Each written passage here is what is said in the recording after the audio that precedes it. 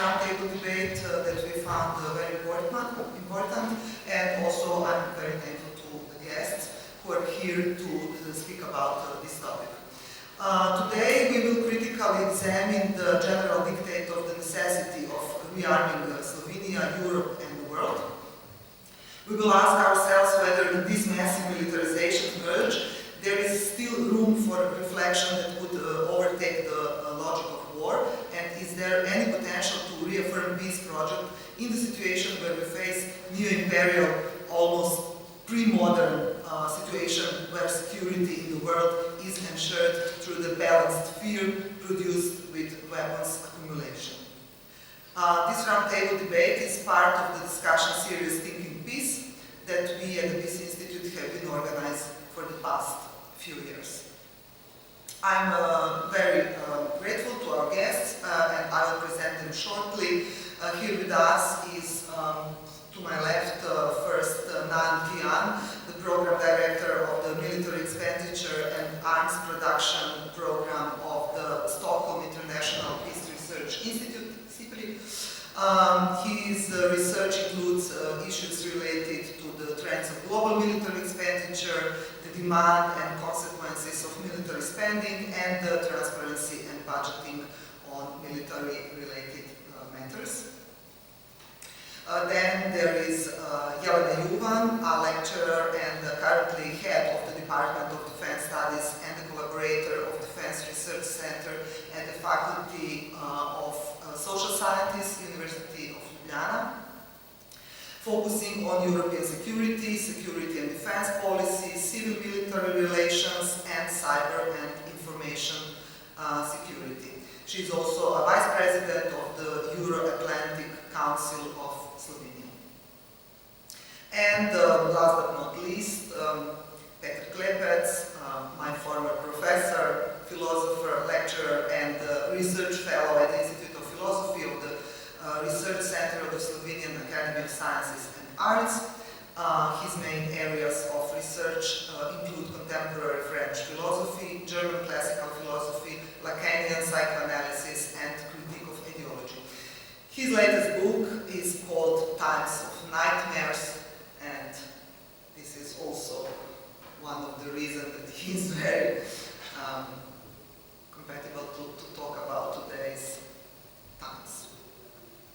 So, I would like to start, Petr, with you. Thank you very much to all of you that you are here with us. I would like to start from the philosophical point of view. I think it's the broadest one, and I want to go into this debate, let's say, from universal to particular. So, Petr, motto of the post-Second World War Europe was never again. But socialist project that actually fought fascism in Europe has been, after the war, replaced by neoliberal ideology, which promised peace guaranteed by the economic interests. However, 80 years after the end of the Second World War, we are not faced with developed, successful and happy Europe, but with a dark, melancholic, pessimistic Europe, in which discourse of the necessity of militarization, new wars and killing became normalized. We are faced with the universal dominance of the discourse of the necessity of rearmament.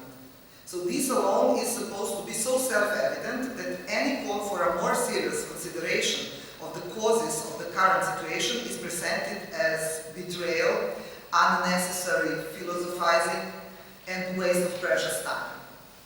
So that's why exactly I would like to start with philosopher. How we came into such situation, which can be also defined almost as a Hobbesian state of nature. So everybody against everybody. What circumstances brought us to this point? Thank you, Nan. I hope you will hear me. I'm not a specialist in this topic, so I have some reservations. I'll try my best. I'll start with the last question. There are many questions. I think that we are now in a situation which could be described differently. It's a mess. It's a chaos. It's a nightmare. But we are going from one crisis to another. From one emergency to another. solving ad hoc what is there. And the problem is how to name the situation. There are many proposals, some call about crisis with a big C, some call about only crisis, about polycrisis, etc., etc. It's not important. The problem is with the very term crisis is that it's a cycle. It's a cycle that comes back to humanity. And the problem with our current situation is that it changes rapidly and irreversibly. So it's not a crisis. It's not a crisis anymore, it's more like a spirit. And in a situation that it is with different crises, overlapping, demanding different approaches, different temporality, we are constantly facing the argument or the counter-argument that you ended with. It's no time, it's no choice but to do what is on the menu now. So, why is that? In my opinion, I think that we don't discuss, we don't debate, I'm primarily speaking about European Union, because the solution is already here. The solution is already found. We don't have to find it. It's called European Union. So, the argument that we don't need a wider discussion about where are we heading, what's the plan, where are we going? We are simply announcing, okay, we're going to spend 900 billion on arms now, from now on to 2030, or similar plans like this. And I think that the solution which is here is already an answer to many of your questions. You know, the European Union, as I said, it's pessimistic, etc. And I think that philosophy has a lot to do with it. What kind of philosophy? 35 years ago, Francis Fukuyama declared the end of history, and everybody laughs now, including him in his latest book. You know, it was premature, it was just, it was not meant in this sense, but nonetheless, he says, the liberal democratic society is still, the paradigm we should aspire to. And here lies the problem, because if you are based on a solution like the European Union, which it's debatable, but it's not a democratic project, and it's clear that the European Union is afraid of popular or of the people's reaction to it, with the Dutch referendum, French referendum, etc., etc. So there are many answers to this. And declaring the end of history is one thing. Another thing is believing in the end of history. And I think the European Union is embodied belief in the end of history. And we all believe in it, in a way. Some else. And that's one of the problems. There's let me spend 2 minutes on that. There's a big philosophical story about refinding Hegel. And in the 1930s, there was a Russian immigrant called Alexander Pushchev who opened Phenomenology of Spirit, the greatest Hegel's book, to French intellectuals, many famous intellectuals, like Bataille, Sartre, Merleau-Ponty, Lacan, everybody was there. And he focused on the dialectic of master-slave, master-bondsman dialectics. And his project was kind of ending the history. The history ends according to Pushchev. And where did Pushchev end it after the Second World War? Working for the European Union. He was literally one of the diplomats who spent the rest of his life trying to do what the European Union became. So that is one problem why there is no debate, and another is democracy deficit. So, in I don't want to go into further details, but in a situation like this, then you are constantly facing the problems you left behind as solved, supposedly solved, or relying upon what is hidden premise in this dream of the end of history, and this is market. The conception of the market is conception of the subject supposed to know, of the subject who will solve all the problems. You know, market will solve everything. It's not just a new liberal fantasy. Starting in the 1940s with the birth of cybernetics, but it's really there. And this leads to kind of, let us say, avoiding politics in all senses of the word, in narrative sense, discussion, etc. So that's one of the reasons, at least in my opinion, why we are here and why there is no discussion, because the solution is already found, and I don't have to say it, but this solution is the core, the root of the problem. So. Thank you very much, Michael, for opening this situation in wider terms. And now we will go to debate about more situation of armament of the EU, European Union. And now I'm going to ask you to tell us more generally for this first round what are the trends in global military expenditure and in the global arms industry, what are the demands and consequences of military spendings, and is there any transparency in budgeting on military related matters, and what are the relations and interlinks between our military conflicts and military spending. So in other terms, what causes what? And if I continue with what Peter is saying, how democracy goes with these overly militarization trends in terms of more militarization, more security. Is it really so? So is more weapons guarantee for peace, or more weapons produce new wars? Thank you. Good evening, everyone. A lot of very difficult questions, I must say. I'll try and cover them as succinctly as possible. I think I'll start by giving kind of like a general kind of global context of where we are today. Really, the global security, geopolitical situation is extremely difficult right now, right? Tensions higher than we've ever seen.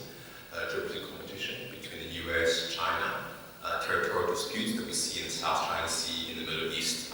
These are at an all-time high. We see that there are now more conflicts around the world than ever before. These conflicts are more deadly, they last longer than before, and they are using more and more large-scale conventional weapons. And so, to really kind of reflect these rising trends, I'm not sure if you're aware, but every year the Bulletin for Atomic Scientists, they release kind of this minutes to midnight, essentially how close they think humankind is to a man-made global apocalypse. And in 2025, they said that we were 89 seconds to midnight. Compare this to about 10 years ago, where we were about 3 minutes to midnight. So essentially, kind of agreeing to the context that we are in a more dangerous situation, man-made situation, than we've ever been before. And it's of course quite clear, reflecting these developments, that countries around the world are pursuing a very narrow path to security. Peace, security, however you want to say it, right? Really viewing security through the lens of military strength and deterrence. And in terms of numbers, it's also reflected. World military spending, what countries essentially spend financial resources on military activities, is at an all-time high. Last year, CIPRI measured this to be $2.7 trillion. It's an amount that almost is unimaginable to us, mere mortals. Maybe Elon Musk has an idea of what a trillion is, but for us it's incomprehensible. And of course, this increase was also following 10 consecutive years of global increases. The trend was universal across the world. More than 100 countries out of the countries that we have data for increased their spending. If we break up this into different regions, all 5 geographical regions also increased their military spending, and the top 15 biggest military spenders in the world, which account for about 80% of the world total, also increased spending. So essentially, this mass wave of allocating more to the military, buy more weapons, more military operations activities, recently relevant. We've seen this over the last decade. And actually this feeds into, let's say, the arms industry. The companies that end up producing these weapons are being, demanded. We're seeing that record levels of revenue generated by arms companies. These companies are kind of doing better than ever before in terms of profits. We see, demand that's so high that companies cannot satisfy this demand. Higher backlogs, long waiting lists, to the point where, of course, the capacity to build these weapons cannot keep up with the orders. To the point where, of course, there's going to be essentially continued production of more weapons over the next 2-3 decades to come. So I think that's kind of, the trends, and I guess I touched on a bit of the demand of why countries are spending more on energy, very much from a security perspective. But I think if you look at the consequences, research has been looking into this for decades. There's a clear economic consequence that the opportunity cost of military spending is quite high. That in terms of what it generates to the economy, it actually leads to a decrease in economic growth. Because there are other activities, such as infrastructure development, health, education, that actually provide more, let's say, a value add to the economy than military spending. So seeing, understanding what military spending is, which is only security, and also understanding what the consequences are. It also crowds out various other spending in sectors such as health, education.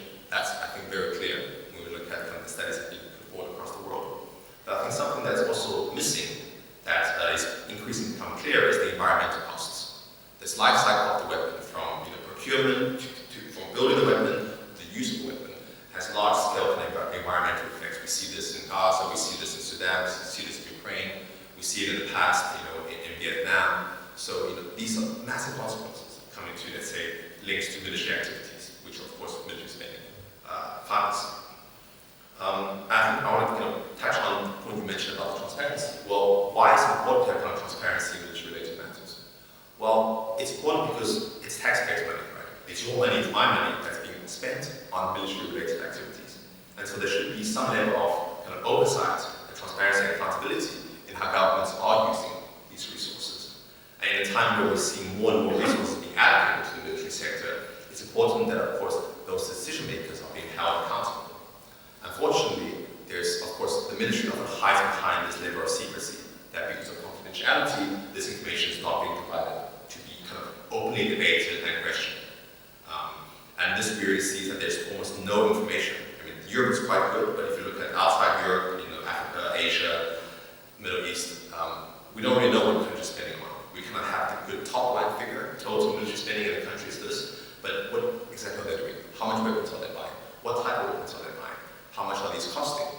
This is, absent. And without this information, of course, then, civil society, even parliamentarians, cannot hold kind of decision makers accountable to how this money is being spent. And I mean, I want to give kind of one example of this. Is recently, I think we're all aware that the NATO countries have agreed that they will spend 5% of the GDP on the military by 2035. And this decision was backed by kind of this national security planning process, capability planning process, where they kind of agreed on what needs to be spent, or what needs to be bought or built to reach, let's say, certain military capabilities, and then, of course, they actually agreed on this 5% level. But the problem is that this capability is behind kind of national secrecy, confidentiality.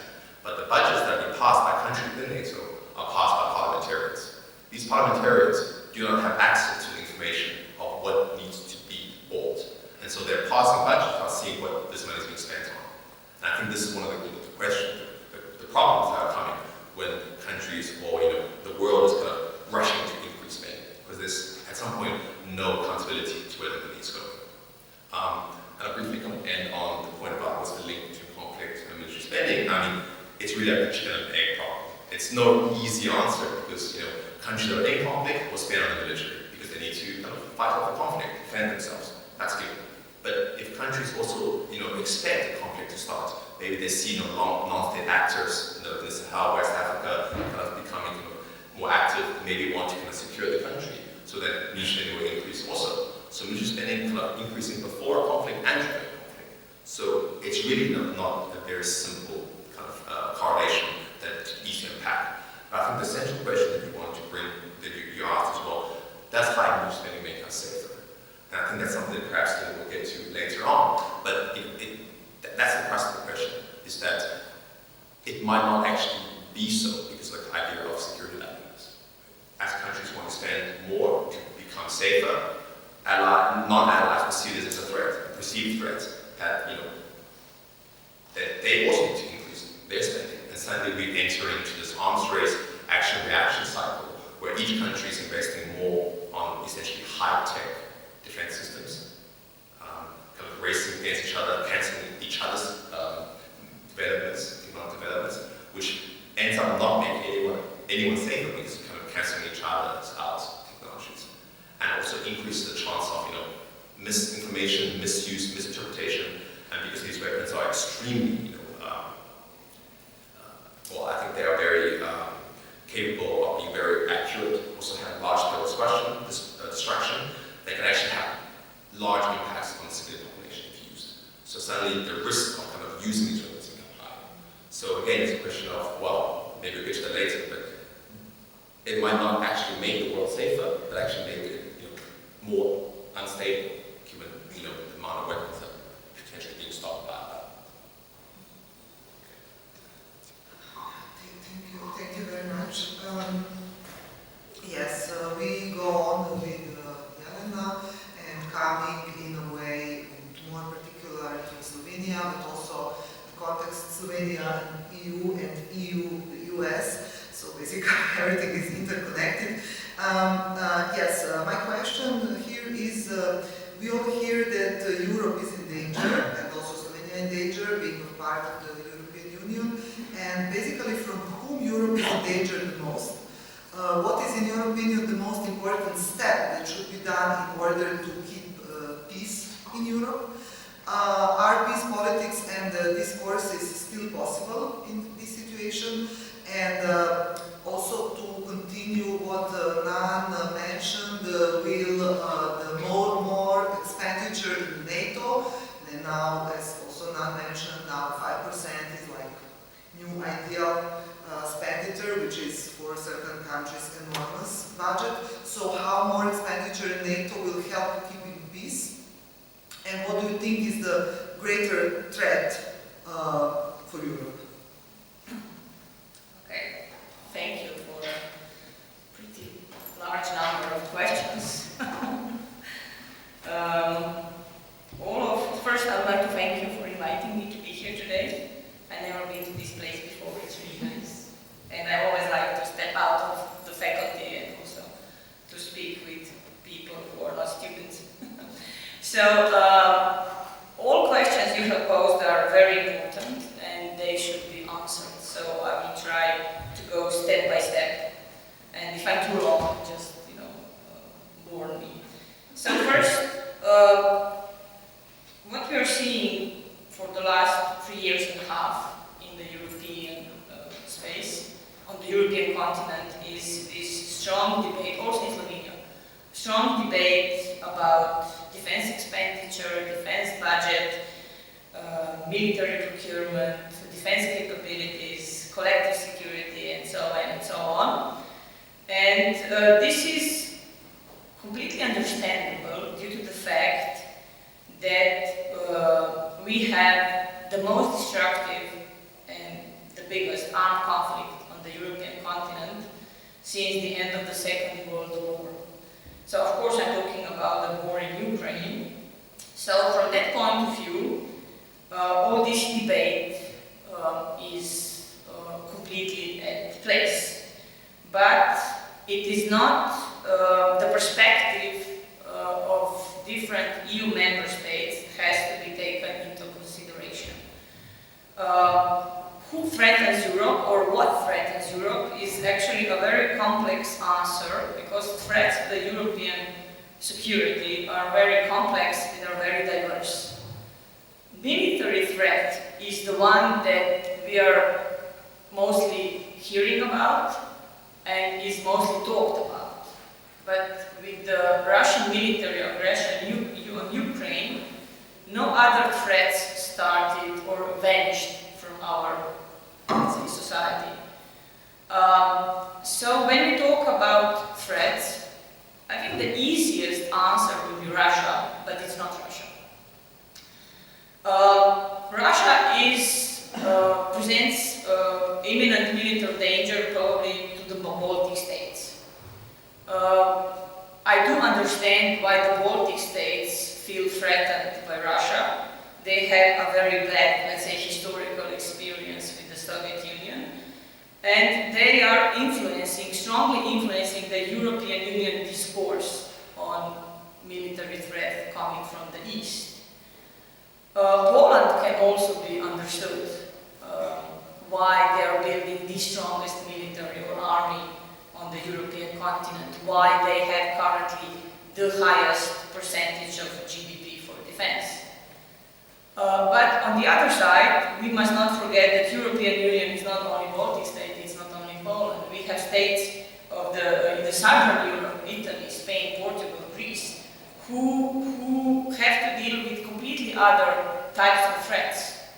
The influx of refugees and migrants coming over the Mediterranean Sea and also through the Balkan route, they have not disappeared. And this is what Italy is dealing with and all other Mediterranean states. And from them, what European Union is doing, presenting Russia as the only threat, is probably not acceptable. Then, Russia, it's not the direct military threat to the European continent from Russia, which is endangering Europe, but what Russia is representing is a threat to Europe and to international community. Russia is the one who attacked a sovereign, international recognized Ukraine. Russia is the one who is ready and willing and is using military force as a legitimate means, for them it's legitimate, means to resolve disputes in the international community. Russia is the one who broke all the rules in the international community since the end of the Cold War. Russia is the one who is trying to change borders of international recognized country. That is something that the international community is based upon. So it's not, of course, it's the act of the military aggression, but it's also everything that Russia currently represents. Then on the other side, we also have natural disasters. Natural disasters who are a consequence of climate changes. Heat waves are becoming more frequent, they're lasting long time periods, they are, the temperatures are higher, they're causing more damages to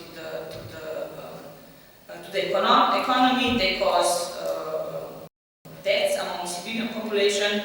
So it's natural disasters also which are a threat to the European security. Then we also have man-made disasters. We have terrorism. Terrorism did not diminish from the European continent, but as I said before, this military threat is kind of prevailing. So when we talk about threats, of course, what is going on in Ukraine is, let's say, number one, but we have all these other type of threats. We have cyber threats. Cyber threats are something that we are dealing now on a day-to-day basis. And because our society is so much dependent on information, on the use of information technology, you can derail a train by the use of computer.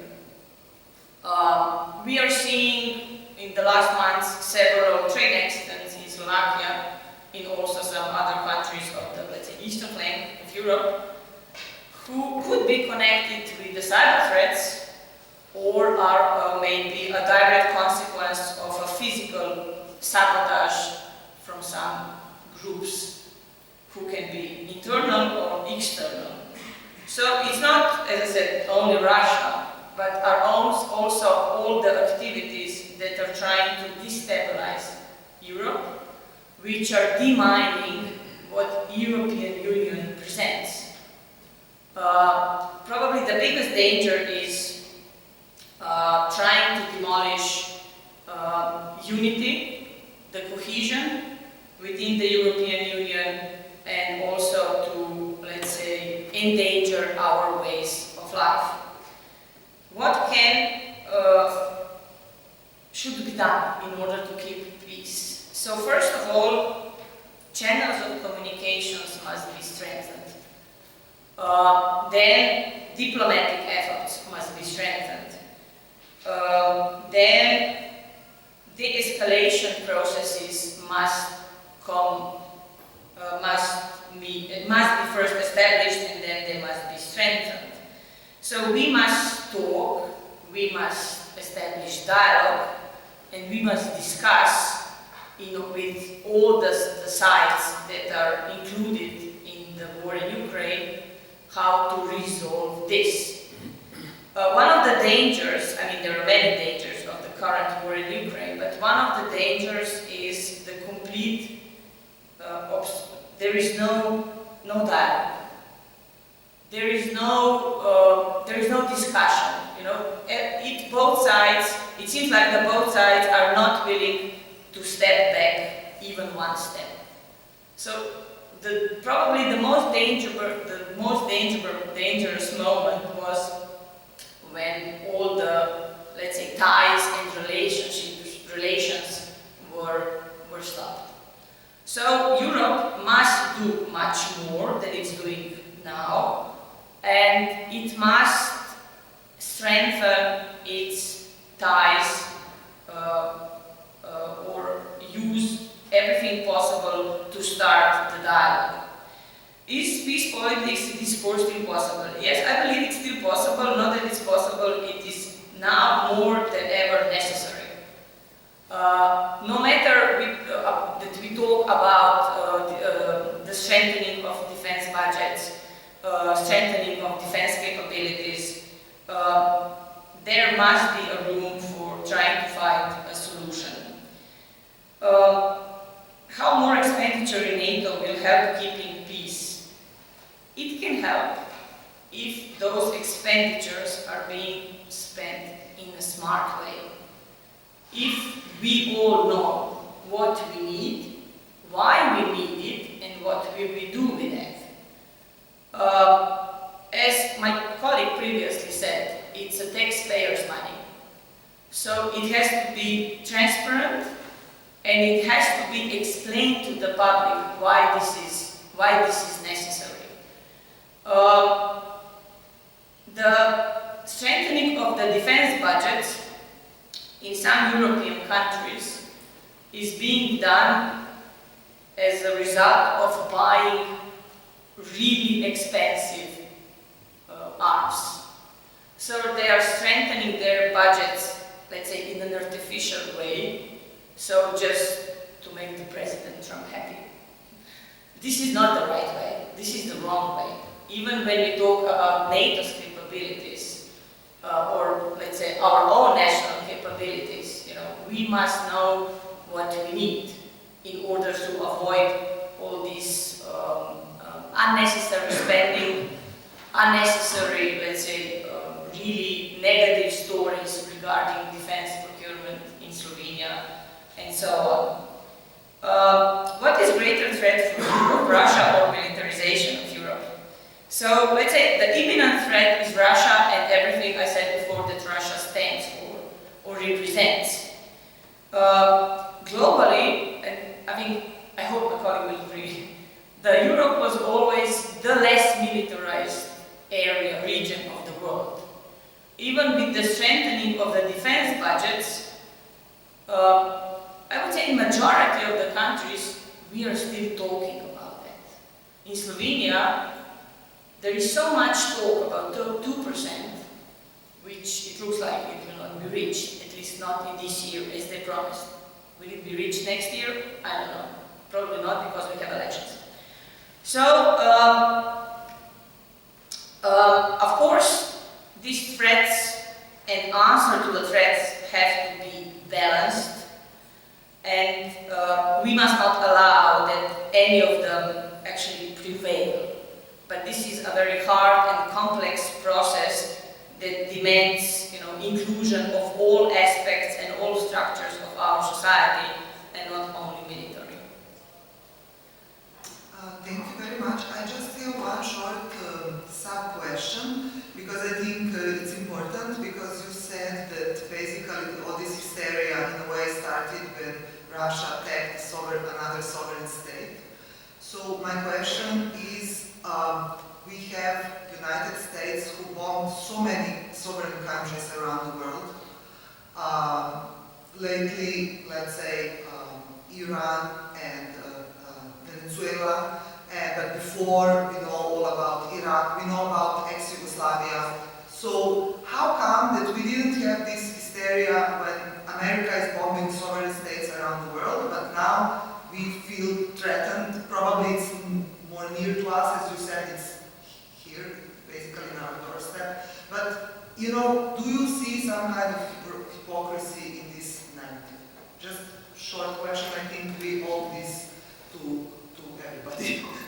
Well, I would say the whole international community is hypocritical, and we find all these types of examples all over the world.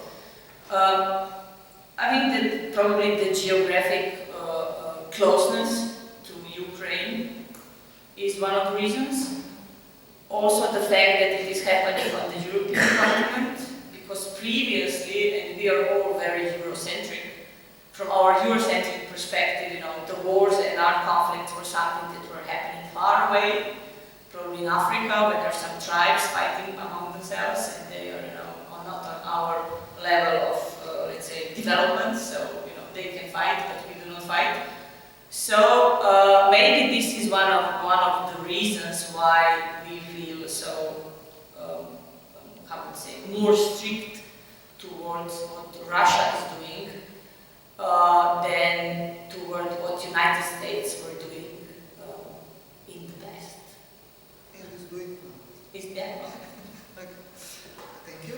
Nan, I would like to continue with you also, because yes, please. Can I just Yeah, give yeah. 2 remarks? Yes. I think the biggest threat to world peace is the collapse of the order, of the international order, which is happening right now.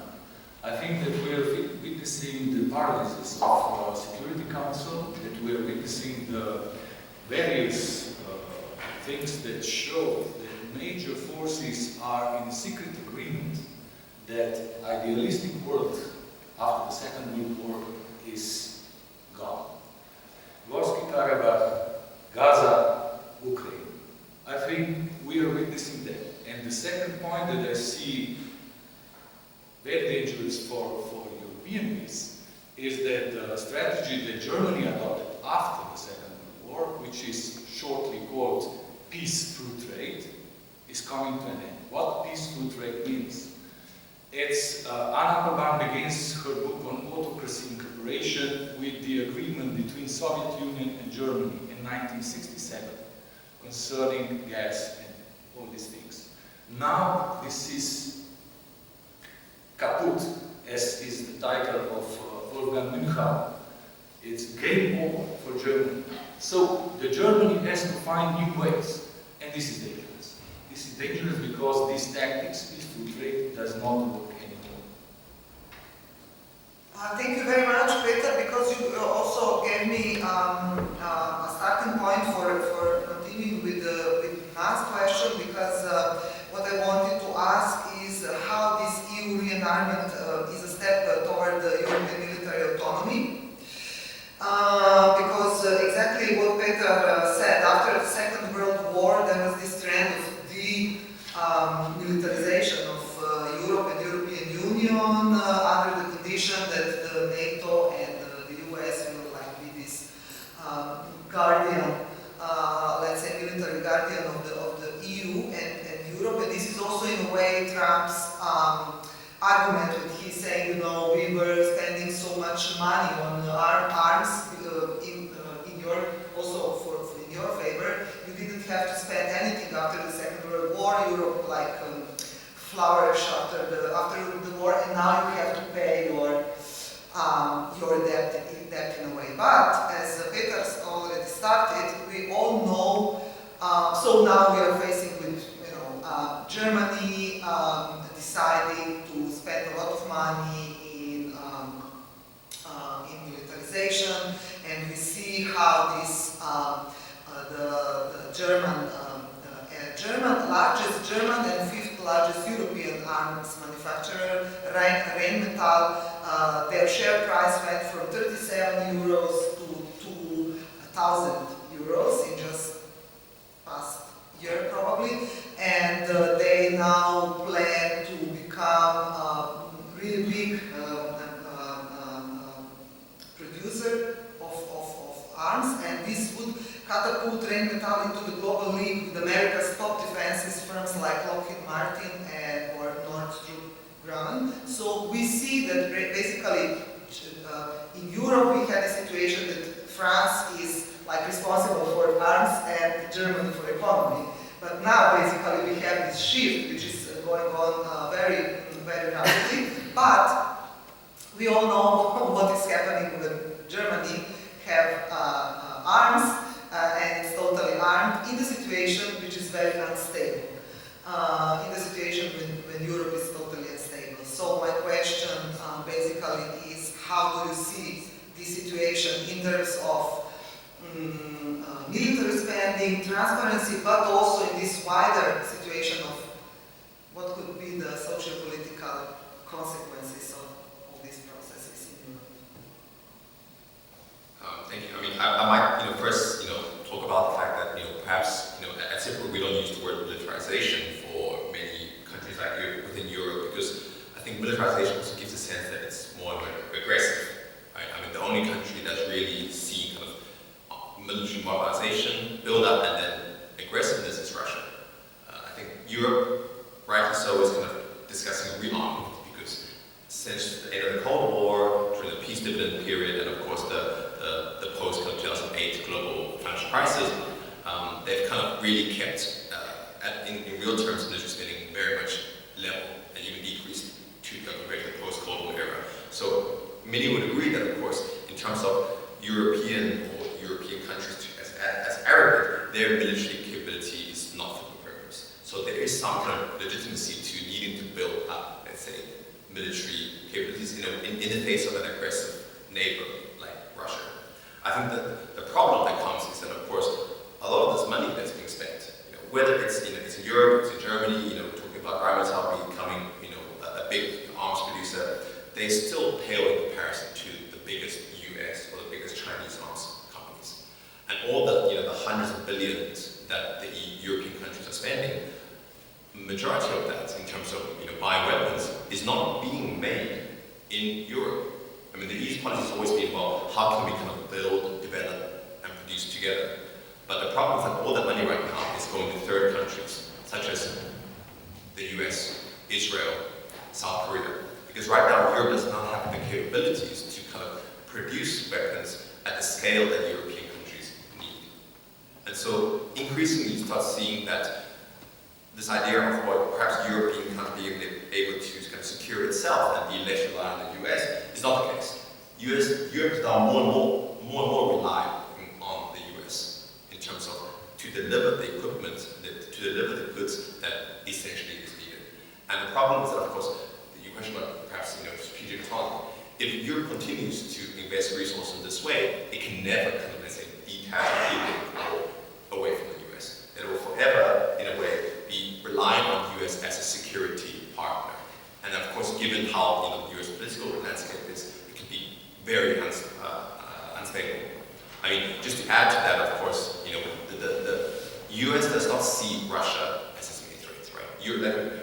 For Europe, it is. Security-wise, Russia is its main threat. For the US, they see China. They mention Russia as an acute threat, but they mention China as its long-term strategic adversary and enduring threat. So the US also has this very different set of priorities compared to Europe. And so being able to be so kind of attached to the US means that often these interests are not aligned.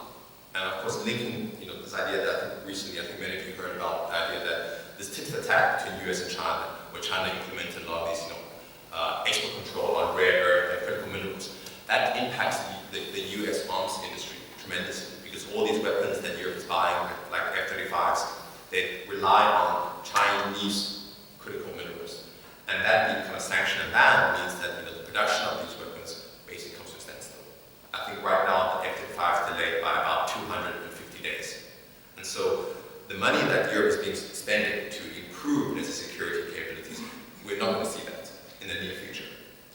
capabilities might come in 5-10 years' time. So the money that's being allocated now, we won't, if you're really going to measure about improvements in security capabilities, that's not going to happen. And of course, like I mentioned, Europe does not have the capacity to build this up themselves. I think I just want to kind of end on what Yelena mentioned about, of course, you touched on these multiple threats. Right? Europe faces multiple threats: climate change, migration, immigration, including military security. But all we hear these days is more defense spending, more military spending.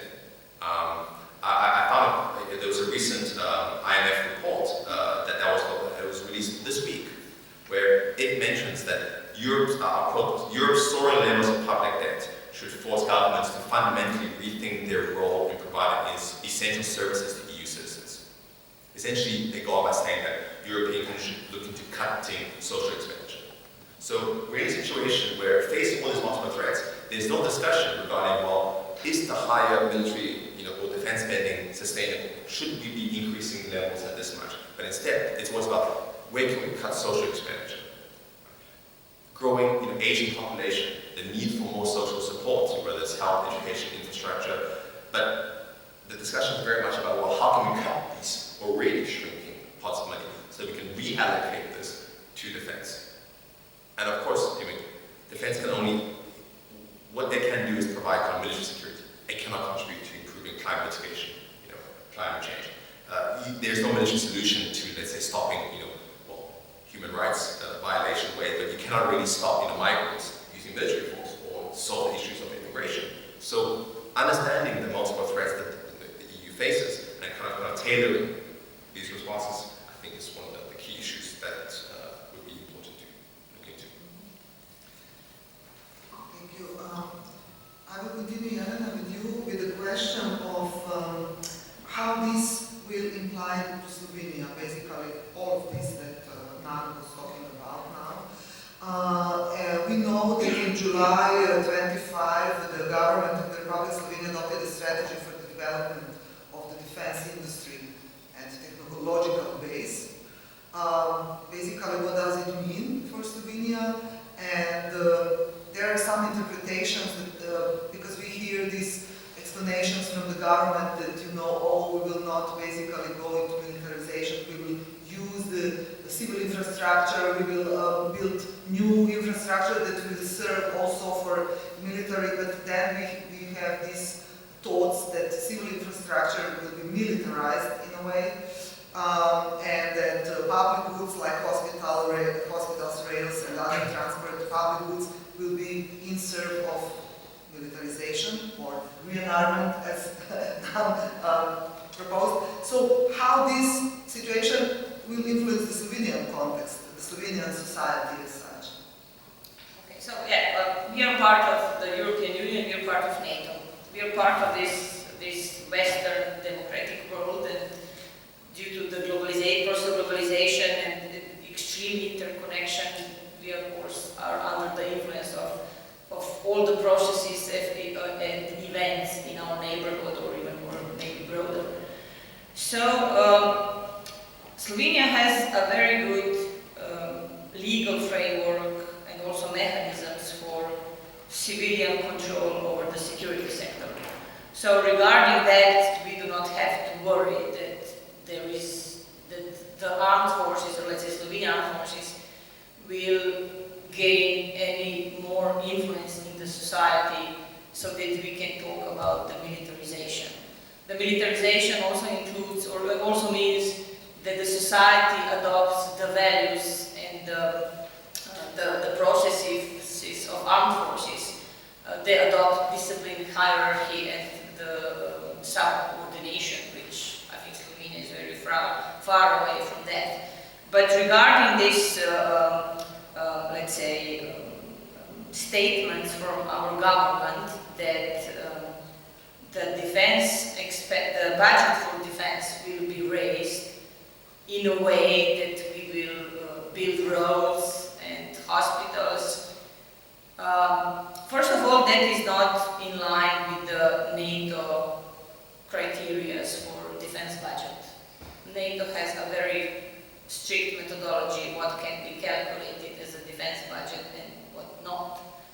and building a hospital, which they say it will be dual use, cannot be calculated as defense budget. So this idea of our government that they will try to sell everything under a defense budget, for example, as the Italian Prime Minister said that they will build a bridge to Sicily and pay it from the defense budget. So that is not possible. I think, in my opinion, that was only an idea from our government trying to sell higher defense budget to the Slovenian public. And it was done in a very... how can I say? It was not done professionally. Okay. Not sure if that is the right word, but I cannot remember it now in English. So, I honestly doubt that we will build highways or we will build bridges and hospitals with the money that we were supposed to spend for defense. And if we take a look at our historical experiences regarding the defense budget, I think it is more likely that we will not raise defense budget, although it looks like everybody is expecting that from us, then we will. It took us, well, we are still not there, but we joined NATO in 2004. And at that time, there was this 2%, hovering around our heads.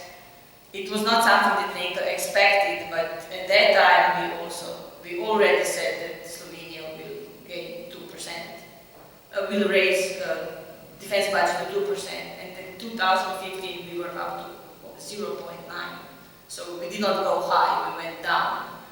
So in 2014, NATO, after the Russian annexation of the Crimean Peninsula, NATO adopted this border of limit of 2%, and that was 11 years ago, and we are still not there.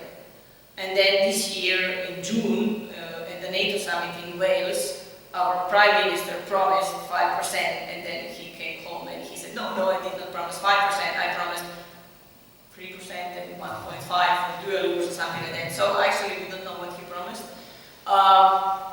But we also said that it will be reached 2% by the end of this year, but it will not be reached. So all this talk about defense budget in Slovenia, it's very specific and it's mostly intended for our, let's say, internal public, also for political parties who are in the government. So I would say there is much talk, but honestly, I do not expect any of that to be fulfilled.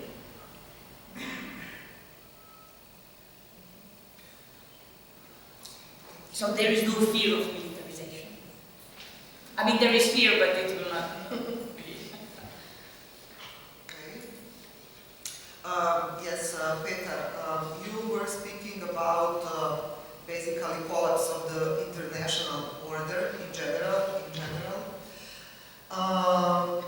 And this international order was somehow established in terms to control the human nature, let's say. So, on the other hand, if we think about human nature, whether this exists or not, but despite the understanding that peace is obviously better than war, all great political theories consider man to be evil, conflictual, and dynamic. So great political thinkers such as Karl Schmitt, Hegel, Marx, they're all thinkers of war, revolution, and militarism, and conflicts. So war is at most, especially for Karl Schmitt, the most extreme political means. So how to think about the possibility of war again in Europe in this context?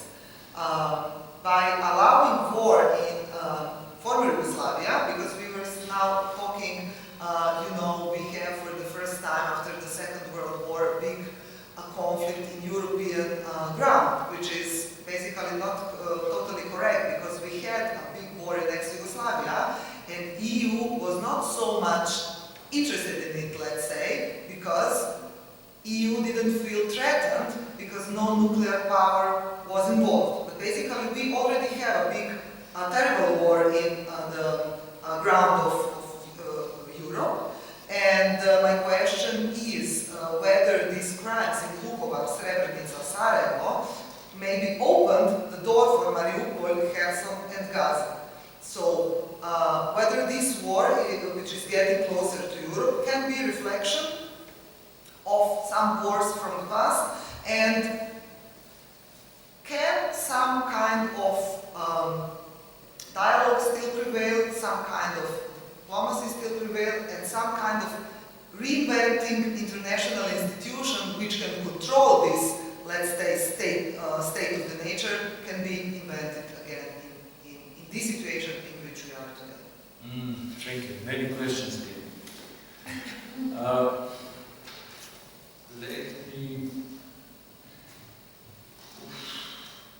Let me say as a philosopher, I don't want to philosophize now whether human nature is by definition evil or good.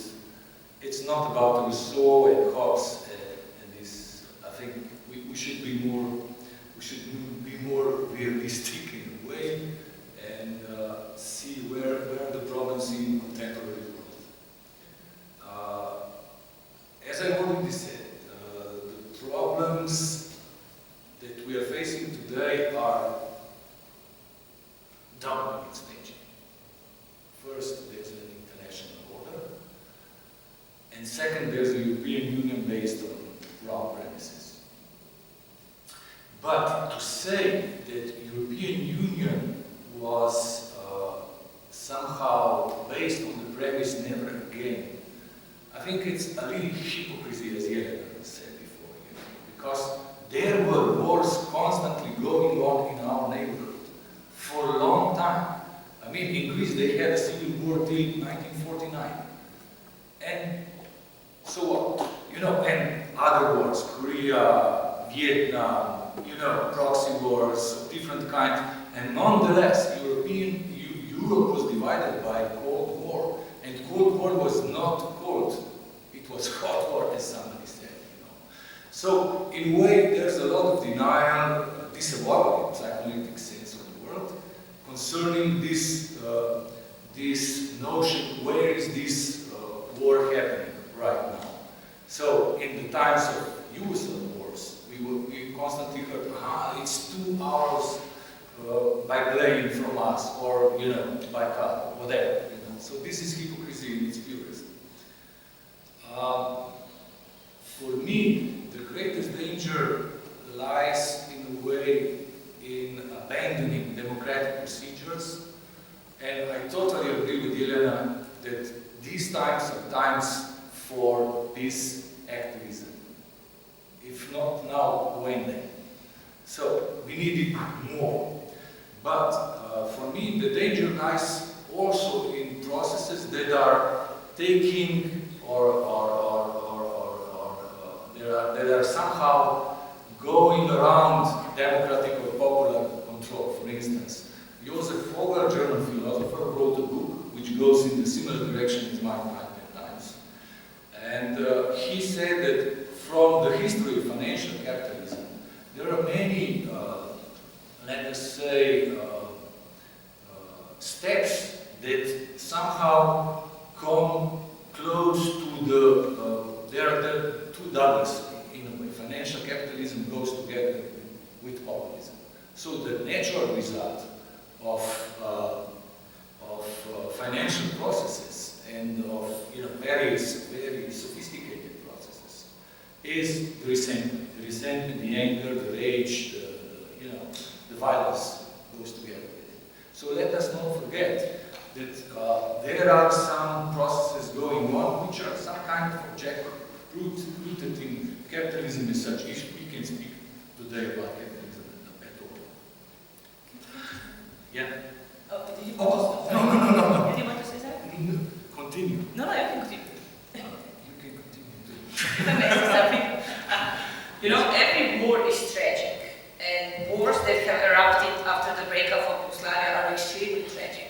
But you cannot compare the destructiveness, the number of civilian casualties, the number of military casualties, the the number of refugees, the number of damage which is now happening in Ukraine, to everything that happened in Croatia, Bosnia, Herzegovina, and all other following armed conflicts.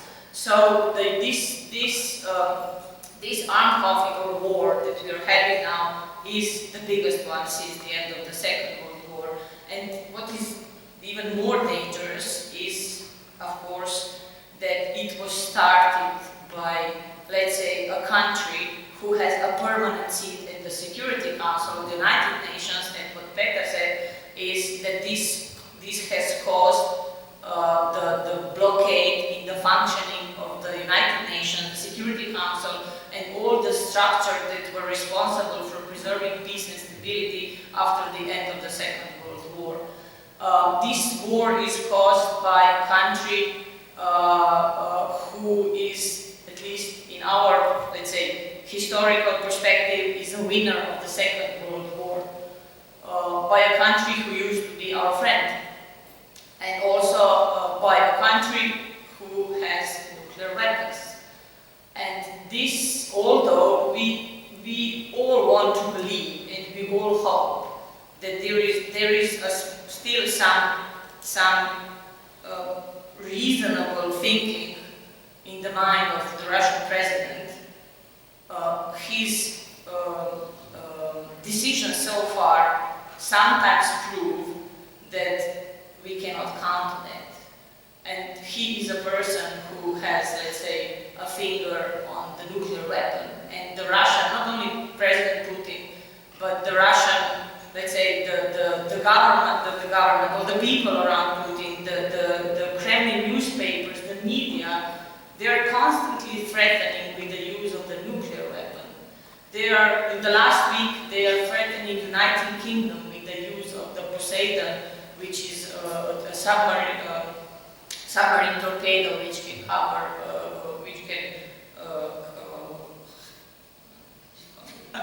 which can hold a nuclear warhead, and only one Poseidon is sufficient enough to produce some underwater explosion that can demolish cities which lie on the coast of the Great Britain. So this is also what differs this war from all the previous wars which were, let's say, in the neighborhood. Okay. No, I would like to intervene as well, and then later you will continue. Please, I want to just have your... To just add that, in the interest of balance, that of course, I completely agree that the international order is not fit for purpose, right? The UN, Security Council, these things don't work. But also just to add that, the EU has lost a lot of goodwill in terms of how they responded versus one, the war in Ukraine, and second, the war in Gaza. And I think that's very important to mention, because we talk a lot about the war in Ukraine, other wars in Europe, but we barely mentioned what another, again, nuclear power is doing with the support of the US, and often with the support of the EU, right, without actively coming out and condemning Israel's actions in Gaza. So yeah, I just wanted to make that point that there is both sides to consider that the EU has also not been viewed very positively by the more developing, emerging world out there in terms of their response to these two different conflicts. I already said everything. I think we need to insist on strong international order, especially by being so little as we are in Slovenia. I mean, there was 5 or 6 already propositions of the reform of Security Council with different states having this, veto power, Brazil, Germany, etc., in the past. But at the moment, everything is blocked, and this suits to all major powers, to China, to Russia, and to USA, which is a very dangerous situation, especially if we count in that all these nation states are ruled by new kind of politicians, which, in my view, are different from previous politicians. Trump, Putin, and Xi, they are all different kind of political masters, which all openly, how to put it, display brutal force, count on it and try to achieve their political means and goals with force. And this is very dangerous historical moment, in my view. So I will rest here. Okay, thank you very much. Let's have one more short round, and then we will open the questions for the others, for the audience. Let's try to have a look to the future. Nan, we were talking while we were walking to this beautiful building. We were talking about how likely, according to your experience and long-term expertise, how likely it is basically that Russia will attack or however military intervene. This is one question. How likely that this will happen? So, because this is why we are doing everything what we're doing, and on the other hand, how important is to the country to have a nuclear weapon, because we were also mentioning this before, because you know, if you have a nuclear weapon, then basically you can do whatever you want, as we see, and on the other hand, you know, if you don't have it, then you are pretty much unsafe unless you have big countries who are somehow standing around your back. So my question is, you know, can you predict basically what can happen in the next few years according to the old trends in Europe with all this military spending and rearmament trend, let's say? Will it make Europe more stable or not, especially knowing that less and less budget will go to some other fields such as scientific work, culture, arts, environment, social transfer, and everything else. So basically how this will influence Europe for the future, let's say, in the future in 5 years. So the first part, so it would be my personal opinion on it's not specifically just to be clear in terms of, you know, like the Russian invasion. I mean, I think what you've seen, you know, of course, in the war in Ukraine is that Russia's kind of military capabilities, kind of, they themselves are based on it, what they're capable of. And given that we've seen in the last 3 years, I mean, the decimation in their armed forces, not just in people, but also in equipment, means that it will take years and years for them to kind of rebuild the equipment, but in terms of kind of the population or the social structure, that is fundamentally changed. So I think you know, I would say the hype that the idea that Russia could invade an EU country within the next 5-10 years, I think it very much feeds into this narrative of the urgency of European countries needing to rearm. I think the realisticness of this, I mean, for at least using public information, is not very clear to me. So it's very much, it's a narrative, it's populism kind of narrative that's kind of feeding into this machinery of allocating more money to the military. So I think in that case, it's the likelihood, of course, first you need to have the war, somehow end the war in Ukraine, Russia needs to kind of rebuild its military, somehow Putin needs to be able to stay in power to kind of put to a point where it can again challenge, let's say, another EU country. So I think that makes it, I think, generally unlikely. The question on nuclear weapons, I mean, I think it just so happens that a lot of these aggressive countries are nuclear powers, and actually, if you look at all the conflict before, it's being mostly using conventional weapons. In the case of Ukraine, I mean, it's going back to using tanks, artillery, equipment that essentially we thought would be obsolete. You know, when in the world of hypersonic missiles and things like that, we're still kind of, you know, digging trenches, using artillery, kind of going forward kilometer by kilometer. So that the threat of nuclear weapons, in my view, is not really the issue here. The issue is that these countries also have such a power imbalance in terms of the amount of weapons, the size of military that they have. Whether you think of Russia, US, China, Israel, if you think of like the world, also in the region, they have far bigger and better militaries than neighboring countries. And so they're able to kind of exert their power and their influence just purely through conventional weapons. We don't even need to get into the realm of nuclear. And And finally, I think, thinking forward about, of course, the future of Europe and this idea of, allocating more to the military, perhaps the idea is that, we're kind of losing focus or sight of what really makes us people safe. I think the term, let's say, human-centered vision of security is that military security is one small aspect.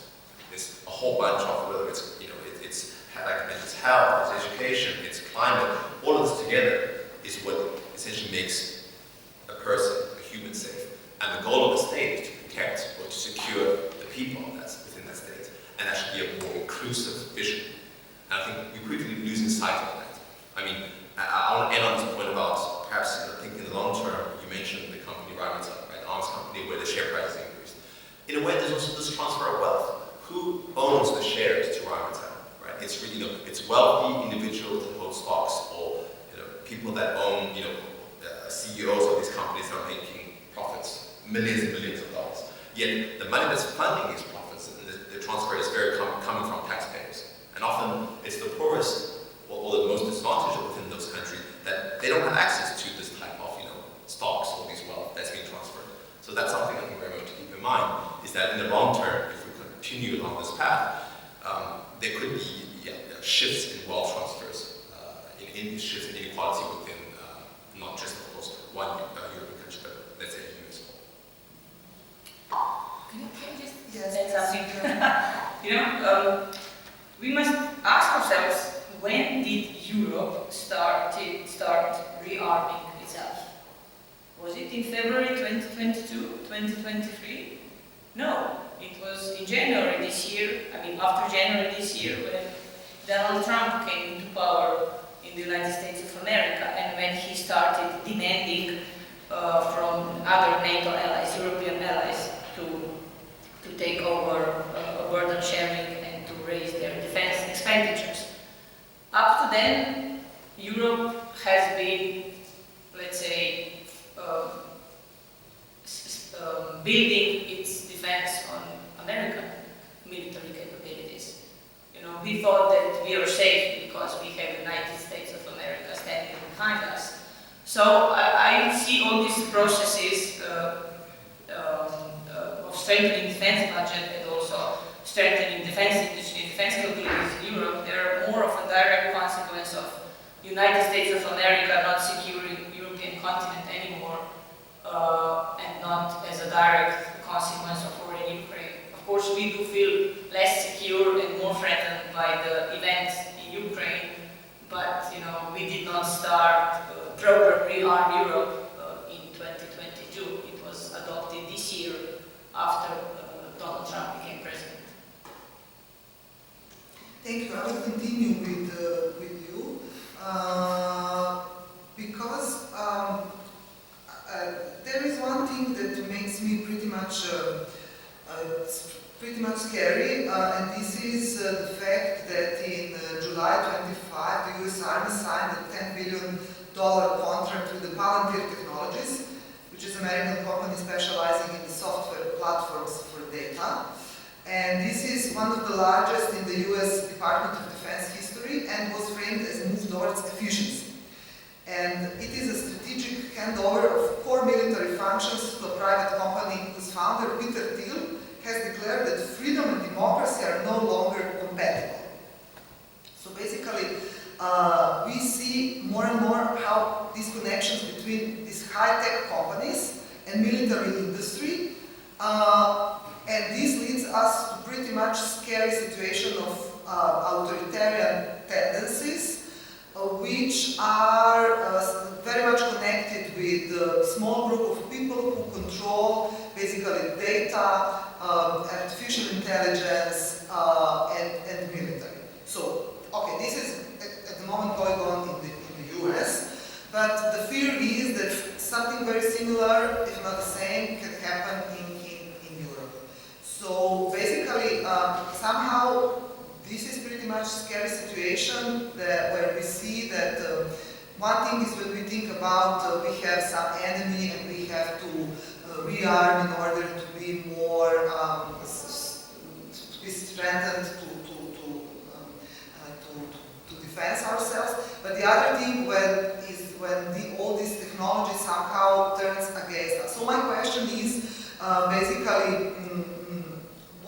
think how this will influence, these trends will influence Europe, and how this trend will influence the authoritarian tendencies that are very much strong in Europe as well, especially under the influence of Donald Trump and his cabinet, J.D. Vance, and who are basically more connected also with these companies. That's for me, maybe it's for the philosopher. I have one more complicated question for him for the end. Okay, so when at the beginning I talked about threats to the European security, this, what you mentioned and you said, it's also one of the threats. The rise of the authoritarian regimes, the rise of the right-wing parties, the rise of, let's say, small or high technological enterprises who are using their enormous wealth to gain power. But this is not so the case, at least not that I'm familiar with the Europe. It's definitely more with the United States. It's with, there is a danger of, privatization of some, let's say, areas of which were traditionally under a state. This is what we saw happen in the United States. Maybe it can happen also in Europe. But all of this can, destabilize Europe, destabilize regions, and of course influence the respect for fundamental human rights, influence our healthcare, our social systems. So it is actually a combination of all of these new processes, or maybe new old processes, which are we seeing now. Thank you, because this combination of spending less on social issues and health issues and culture and art, and spending more on militarization in the political situation where authoritarian tendencies are really strong and even are in force in the, let's say, biggest Western country. So it can be really almost demonic. That's why it is very important to have a functioning civilian control over the security sector, and that each part of the security sector knows its tasks and knows what they're supposed to do. And that's why it is important for a government, or let's say a prime minister, to know for what purposes armed forces are and for what purposes police is. So we do not get into a situation where we want, not we, but let's say the government wants to use armed forces to tackle, let's say, the internal security situation against, let's say, an ethnic minority in Slovenia or something similar. Armed forces are in democratic societies never meant, and they're never supposed to be used against its own citizens. So now we see what is happening in the United States. This is what is happening. The President Trump has sent the National Guard and also the Marines in some of the major American cities, and this is something that the Europe must not allow and must, not allow to happen ever. Last question for Peter, and then we can open the debate.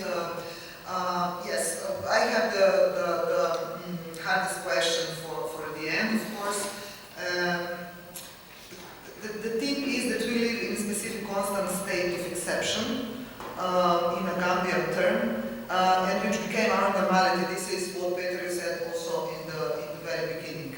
So this multiplication of crisis, economic crisis, health crisis, political crisis, also with this, what we were talking now, raising of populist authoritarian tendencies and regimes, and even more and more fascistic ones.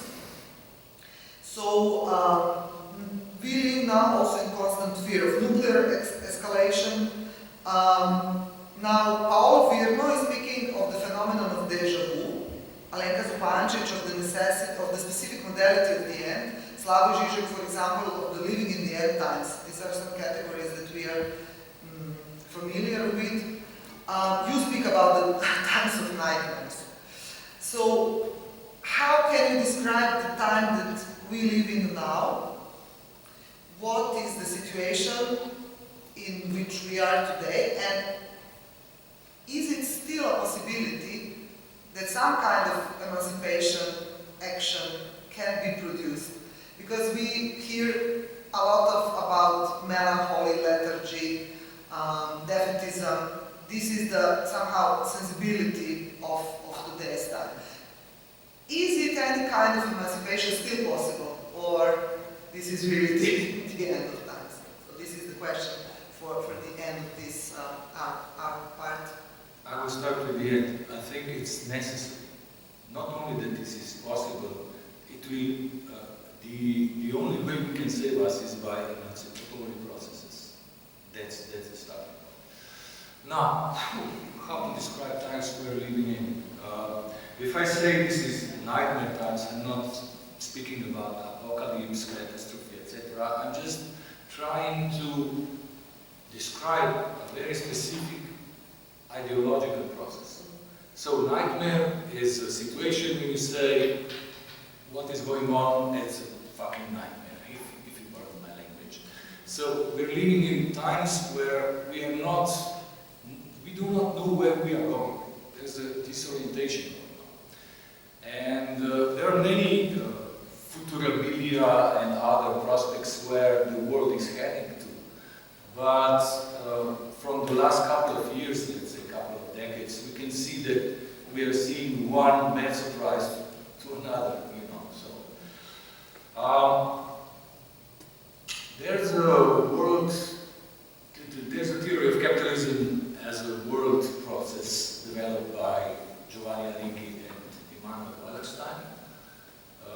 It's a complex theory, but in a way it's a simple one. And the projection is that by mid of this century we will have another center of capitalist accumulation, which will be on the eastern side of the globe, so probably China. But it's not a necessity. It's not something that will happen. It probably will happen. And then the world, the capitalism, or whatever it will be somehow stabilized. That's the projection by Wallerstein and Arrighi. And in the meantime, we are sure that there's going to be a lot of crises, you know, a lot of bad surprises. But what we need is first resistance to militarizations of all kinds, peace politics, and of course never abandoning what is Europe all about. It's about emancipation. It's about emancipatory processes. So it's not something that is possible. It's really necessary to let's say, to survive in the world coming to be to the future world. That's my opinion. That's my personal opinion. I don't have any magical stick or ball to see what's going in the next 5 or 10 years, but probably we'll be in a similar mess than today, if not worse.